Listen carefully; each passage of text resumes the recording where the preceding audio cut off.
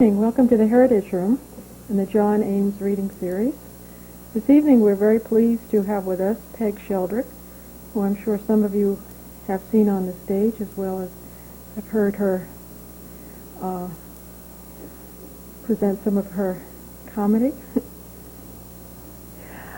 Peg Sheldrick is a playwright, a freelance writer, and an actress, and her play Something Blue was produced in June at the New Playwrights Theater in Washington, D.C. And this evening she's going to read some of her work, some of her plays, as well as some other work she has done. Peg?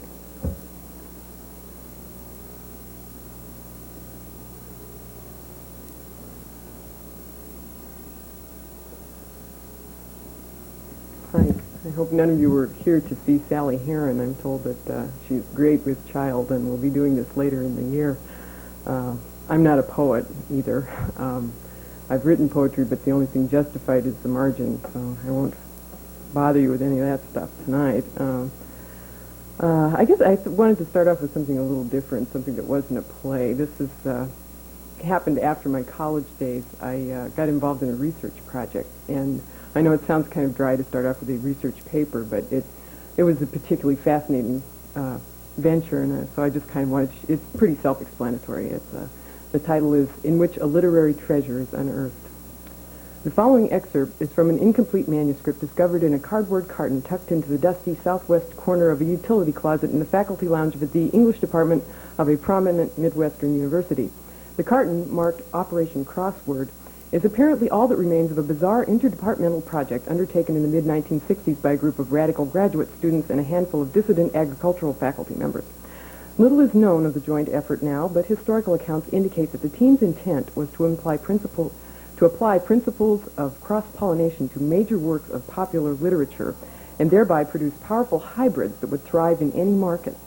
The coalition was just on the brink of its first comedy, a Neil Simon William Shakespeare cross entitled That Guy Hamlet, when a short-sighted board of regents caught wind of the experiments and, fearing the cultural and agricultural repercussions, forced all involved parties to abandon the project.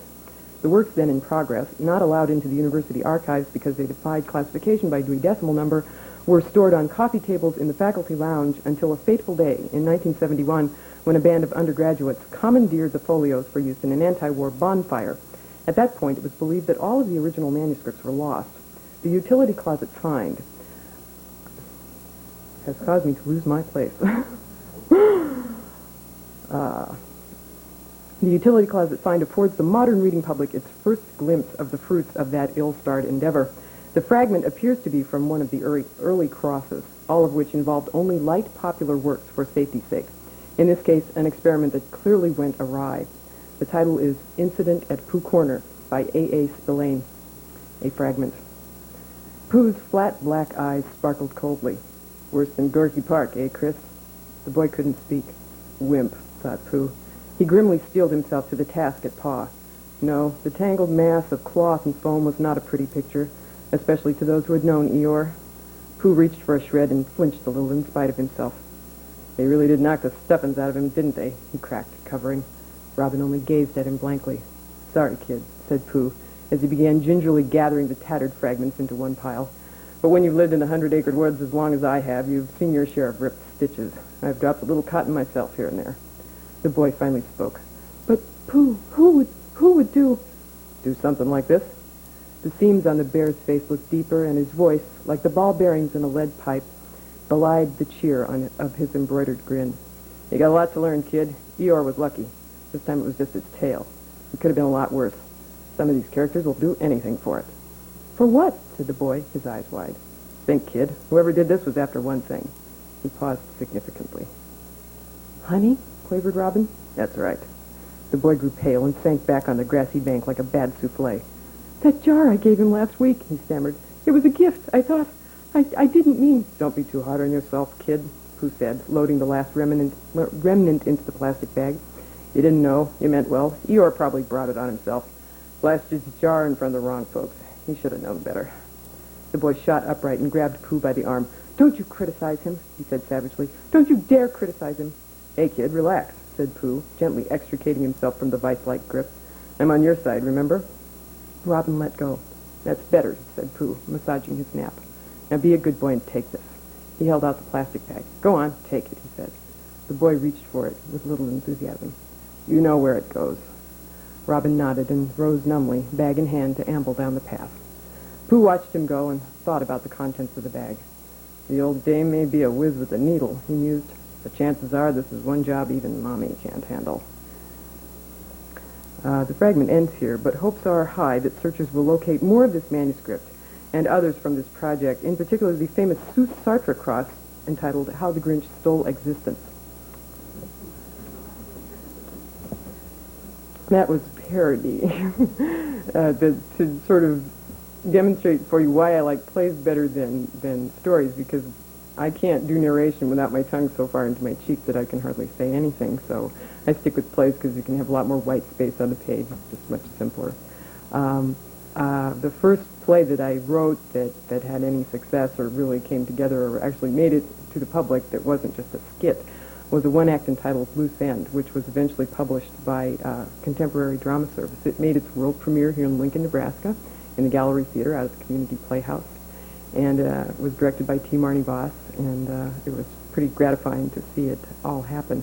It was it's here in the library, in fact. It's my only work in any library anywhere, so I'm also proud of that. Loose End, not to be confused with Loose Ends, which won a Pulitzer Prize, unbeknownst to me when I chose that title, is a story about a 37-year-old woman who has spent most of her life waiting for her life to begin.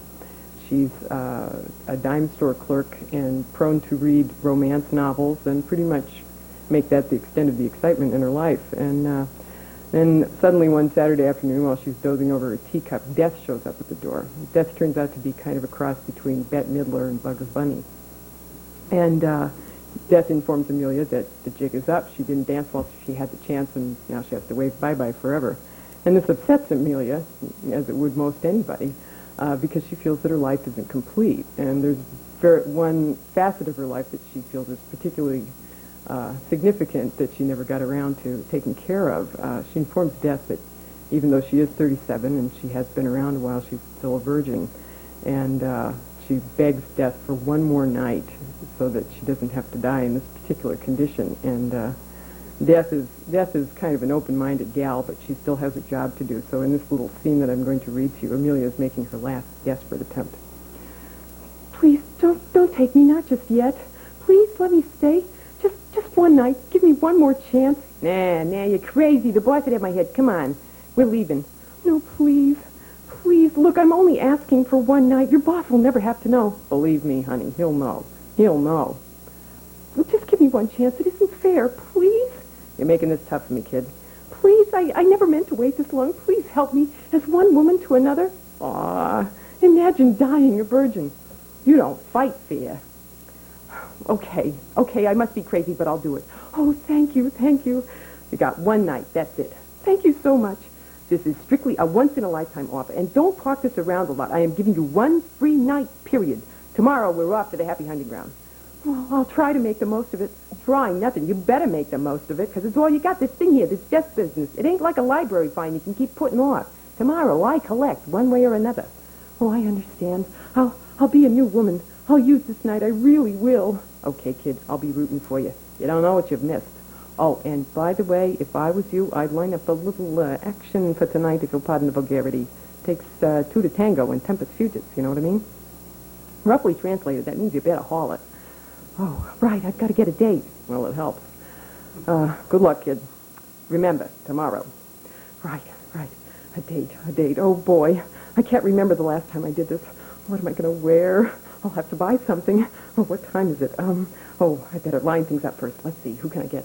Oh, God, that sounds awful. Let's see. Who'll I call? Let me see. I need a man. A man. Boy, do I need a man. Or maybe I should try the yellow pages.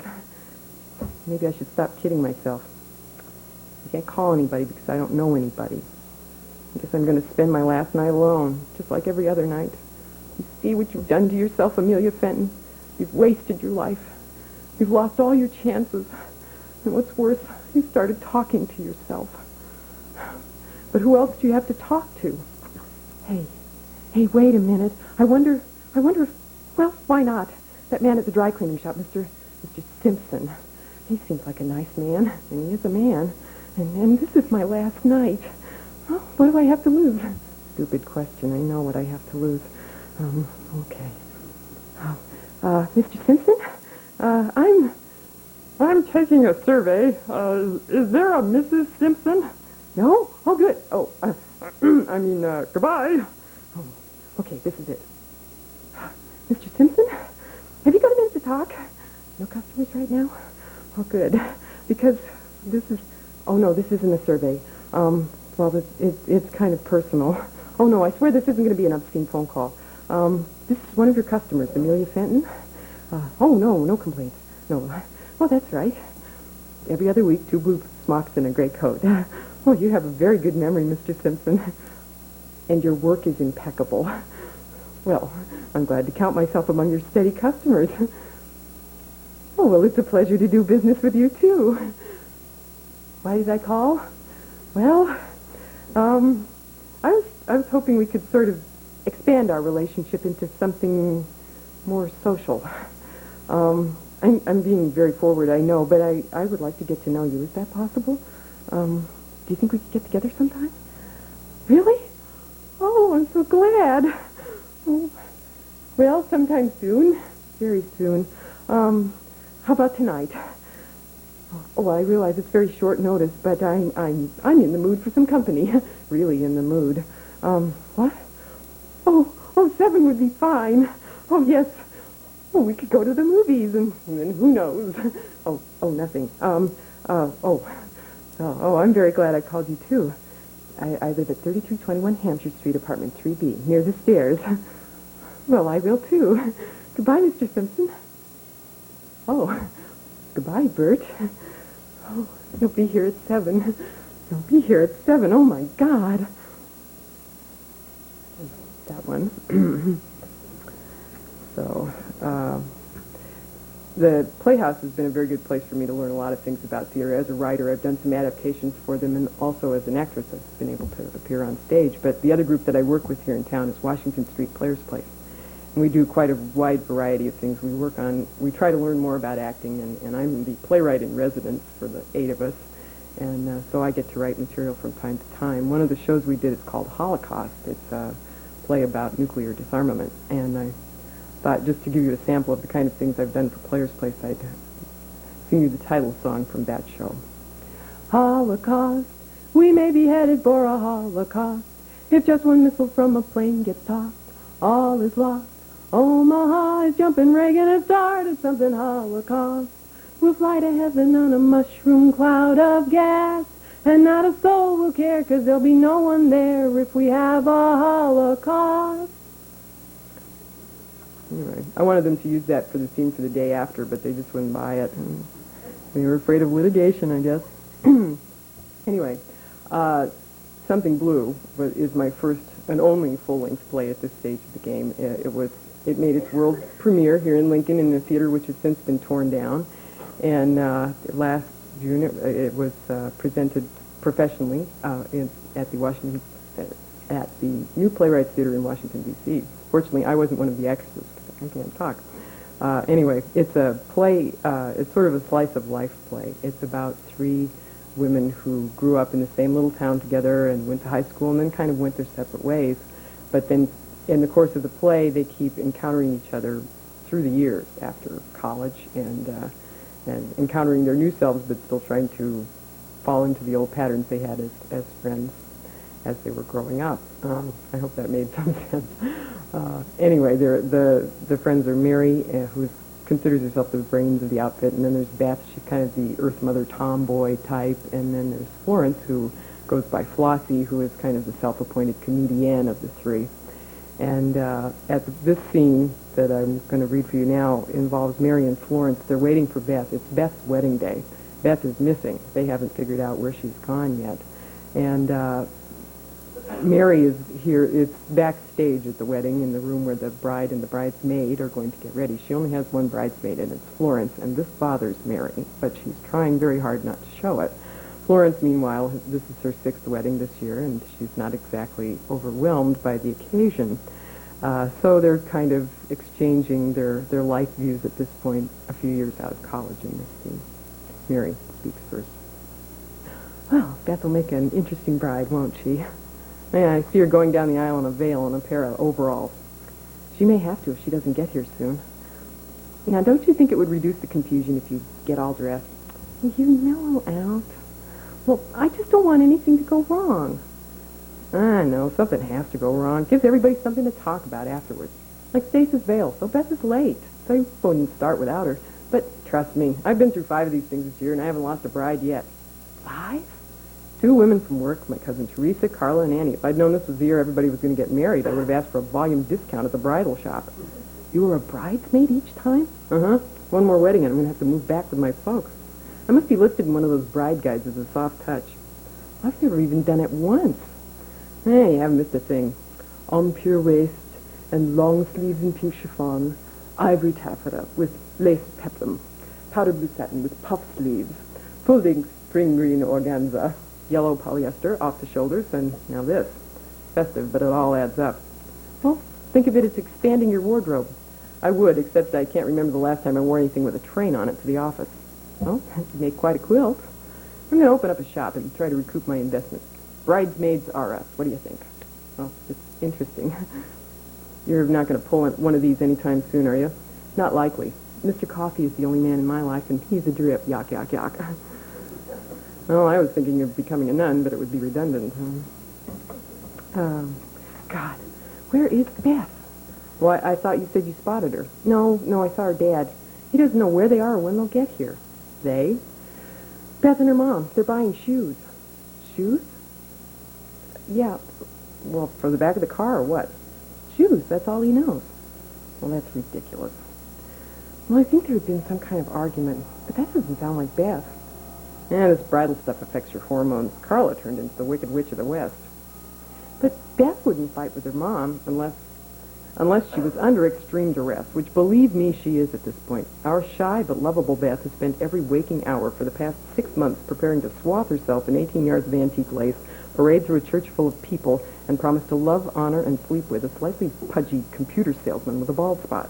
She could be capable of anything at this point. Well, yeah, but she's doing it all because she's in love. If it was all for love, she wouldn't have waited 6 months and dragged everybody out here to do it. This is like graduation. You just go through it so your family can watch you and give you presents after. And it's not even good theater and dated scripts, hokey costumes. Well, if that's how you feel about it, then what are you doing here? I don't mind these things as long as I'm up front where the action is. So, there's Mary and Florence for you. There's one other scene with Beth, which I'd like to save for the end, which will come soon, I promise you. This next piece is new. I haven't presented it anywhere except to a couple of friends in Xerox form. I've handed it to them. From a one-act. There's a set of one-acts that I'm hoping to present maybe out at the Playhouse if it can be fit into the schedule as a staged reading. But anyway, this particular little show is called A Wash Day Miracle, and it takes place in the laundry room of an old folks' home. And the characters are Lilith and Jane. Lilith lives in the home, and Jane is a woman who's come to volunteer at the home, hoping that it will prove to be some kind of escape from suburbia for her. Lilith is not happy in this place, and we find out why in this little segment. Here they're trying to find it. Well, they're exploring their reasons for being where they are today. What happened was Jane got to work on her first day as a volunteer and pretty much burst into tears and ran into the laundry room, and Lilith came in to find out what was going on with her. So anyway, they've been talking for a while at this point, and Lilith is explaining her frustration with the staff and how they treat her and how they ignore her. She feels that they perceive her as invisible, and it makes her furious. And Jane tells her, well, don't feel so bad. I will feel. I have to feel. I'm still here, damn it all. Why, I think I know. I know how you feel. Don't be ridiculous. Don't you say that to me. But you have no idea. Well, maybe I don't. Maybe I don't have any ideas at all, but I'm not ridiculous. I am a very nice person. I am. Well, look at you, mad as a wet hen. Well, you talk about being invisible. Last week, I was having this Tupperware party at my house. At my house. And everybody was talking about their dogs. Well, I don't have a dog. And I looked at my clock and I realized I hadn't spoken a single word in 45 minutes. In 45 minutes in my house. And so I... What? Nothing. It was stupid. Tell me what you did, and I'll tell you why they really put me in here. Now that was stupid. Well, I kind of made a face. Just to see if anybody was paying any attention to me. They went right on about heartworms and vets. So I went like this. And then like this. And then I went like this. And pretty soon, I was going like this. Oh, Lord, what did they do? Well, Betty sees me first, right? And she sort of catches my eye like, what's the matter? And then they all stop and look. And then Susan goes right on with her story about the chew toy. I mean, they pretended like they hadn't even seen me. Oh, and then they were so embarrassed for me, I was embarrassed for me. And so mad. Well, good for you anyway. Well, now you. What? Tell me how you got here. Oh, well, that's not really such a funny one. Well, I told mine. Yes, well, they brought me in with a broken hip. So you said already. Now, did you have an accident? Of sorts. Of course, they didn't see it that way. You fell? Well, yes. No.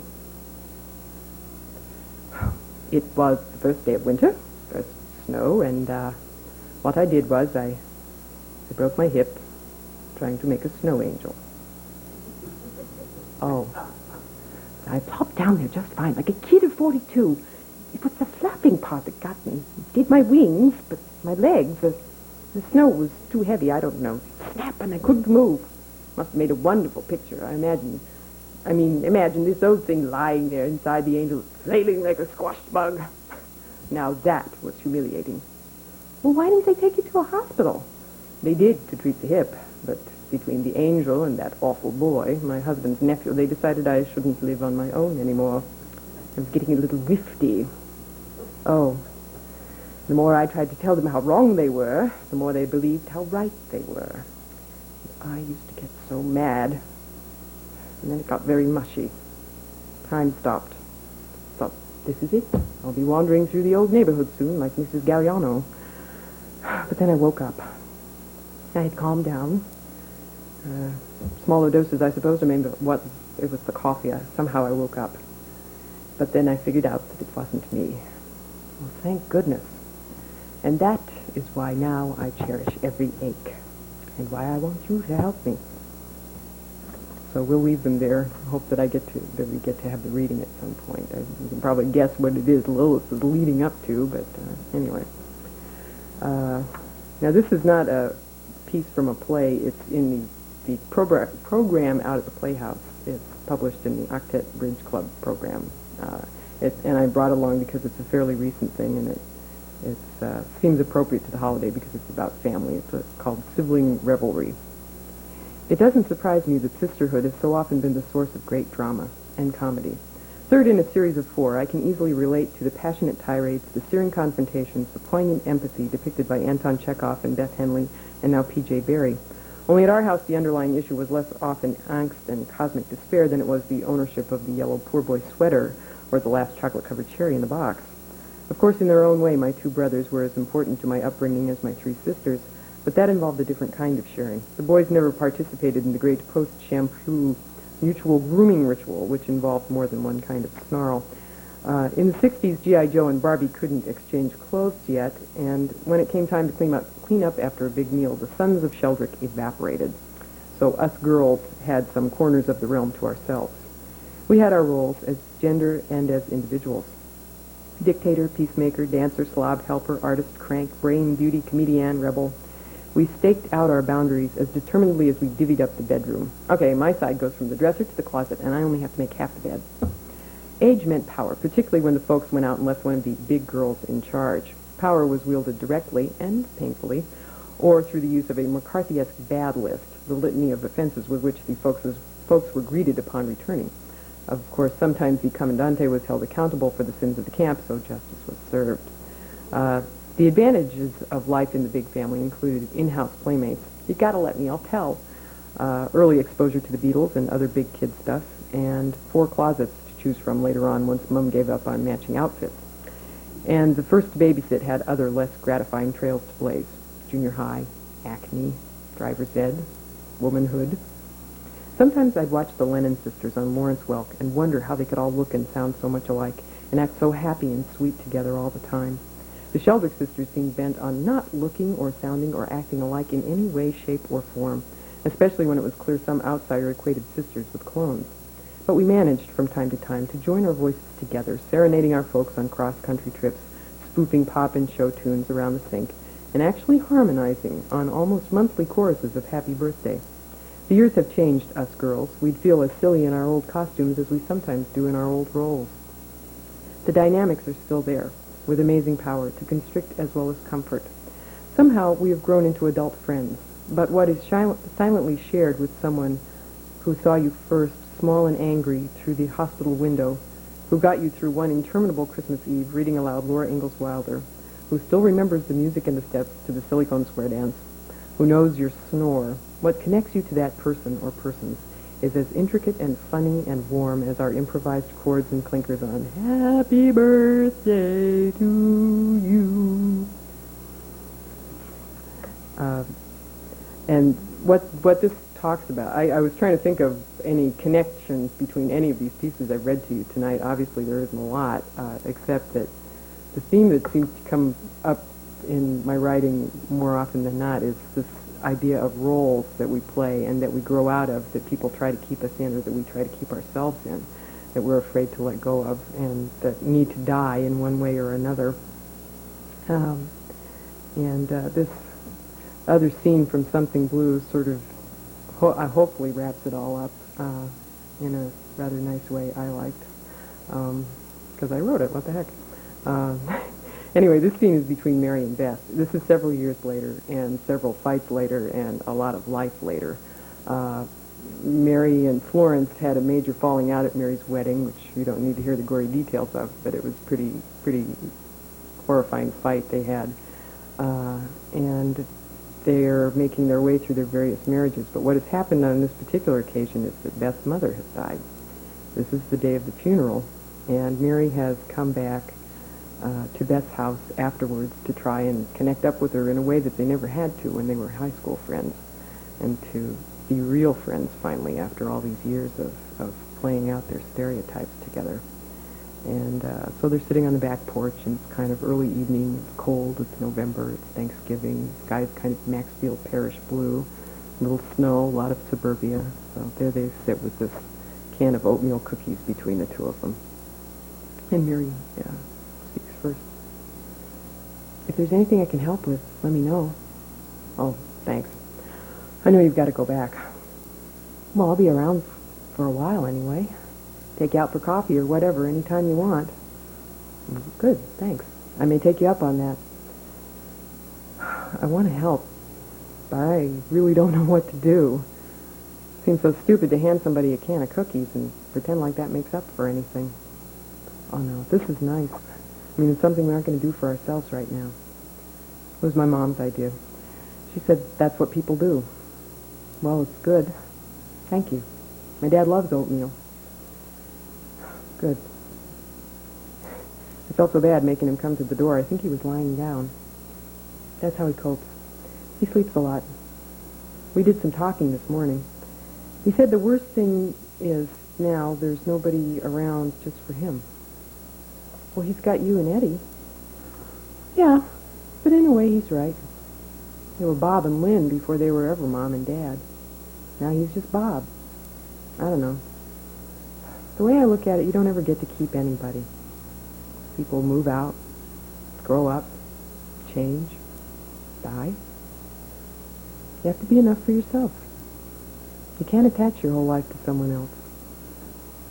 What you can do is cherish them for who they are, for as long as they stay. Oh, thank you all very much. You've been real patient and Hope Sally shows up sometime for you.